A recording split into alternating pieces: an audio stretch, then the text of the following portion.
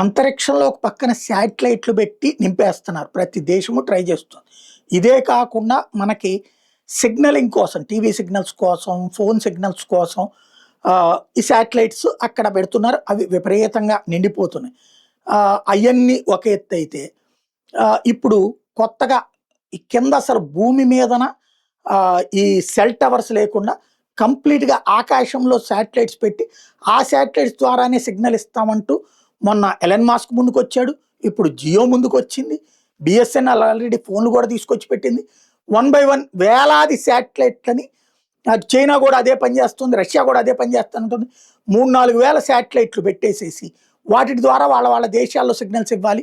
ఇతర దేశాలతో కూడా వ్యాపారాలు చేయాలని ఏ దేశానికి ఆ దేశం ప్లాన్ చేసుకుంటుంది. అదే ఒక ఎత్తు అయితే ఇప్పుడు మరొక అడుగు ముందుకు పడుతోంది. రాత్రి వేళల్లో సూర్యకాంతిని అందించడం కోసం అంతరిక్షంలో ఒక భారీ అద్దాన్ని పంపేందుకు అమెరికాకి చెందినటువంటి రిఫ్లెక్ట్ ఆర్బిటల్ అనే సంస్థ రెడీ అయింది. ఎఫ్సిసి నుంచి దానికి అనుమతి లభించేసింది, అమెరికన్ శాఖ నుంచి. ఈ ప్రాజెక్టు ప్లానింగ్ ఏంటంటే రాత్రి వేళ 5 కిలోమీటర్ల వెడల్పు ఉన్నటువంటి ప్రదేశం మీద వృత్తాకారంలో సూర్యకాంతి పరావర్తన చేస్తుంది. అంటే పైనుంచి సూర్యరశ్మి ఇట్లా పెడతారు, అట్నుంచి వచ్చే సూర్యరశ్మి ఈ అద్దం మీద పడి, ఈ అద్దం మీద నుంచి భూమి మీద ఒక 5 ఎకరాలు విస్తీర్ణం పడు, అక్కడ సోలార్ ఎనర్జీ తయారు చేస్తారట.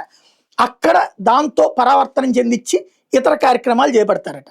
ఇది సక్సెస్ అయిందంటే కనుక ఓవరాల్గా ఇక అత్యవసర కాంతిని అందించడానికి ఇక నిర్మాణ ప్రదేశాలు వీధుల్ని ప్రకాశవంతంగా, అంటే కరెంట్ అవసరం లేకుండా కంటిన్యూస్ పొద్దు అనమాట, కంటిన్యూస్ ఉదయం అనమాట. ఇందుకోసం తొలి అడుగు. ఇది మంచిదా చెడ్డదా అంటే ఇప్పుడున్నటువంటి ప్రశాంతత పోతుంది.